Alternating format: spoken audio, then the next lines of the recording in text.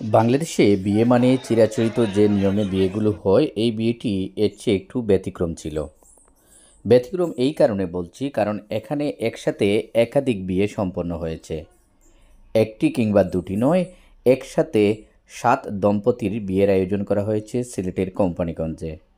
আর বিয়েটি ব্যতিক্রম বলছি এই কারণে, কারণ এই বিয়েতে কোনো যৌতুকের ছিল না।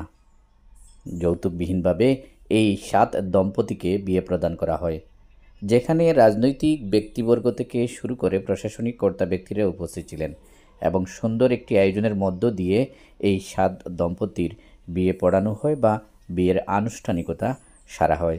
ছিল খাবার দাবার থেকে শুরু করে 7 দম্পতিকে তাদের ভবিষ্যৎ জীবনযাপনের জন্য প্রয়োজনীয় যে জিনিসপত্র রয়েছে সেগুলো কিন্তু প্রদান করা হয়েছে এই অনুষ্ঠানটিতে, এবং তারা আগামী দিনগুলো যাতে সুন্দরভাবে কাটাতে পারে সেই ধরনেরও উদ্যোগ গ্রহণ করা হয়েছে। তো সব মিলিয়ে বলা যায় যে অসাধারণ একটি আয়োজন ছিল এই 7 দম্পতিকে ঘিরে। সেই আয়োজন সুন্দর এবং সফলভাবে সম্পন্ন হয়েছে।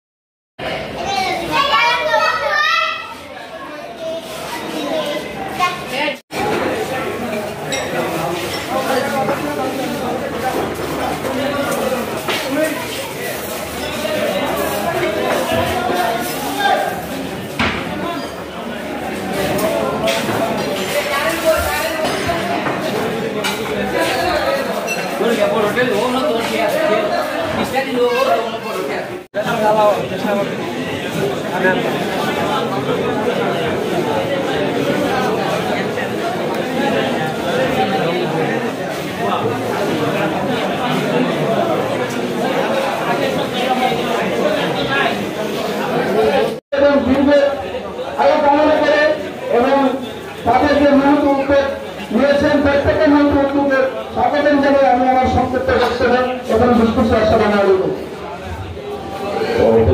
সাবেক রাষ্ট্রের বাংলাদেশ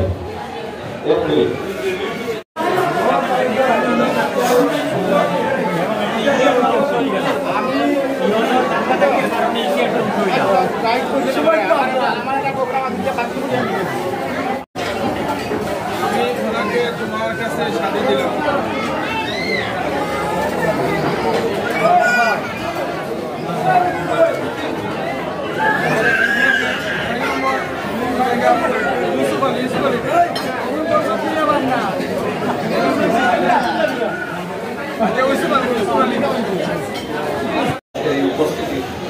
আমি বক্তব্যের শুরুতেই কোম্পানিগঞ্জ ট্রাস্টের পক্ষ থেকে কোম্পানিগঞ্জ ওয়েলফেয়ার অ্যাসোসিয়েশন গ্রুপকে ধন্যবাদ জানাচ্ছি এবং তাদের প্রতি কৃতজ্ঞতা প্রকাশ করছি, যারা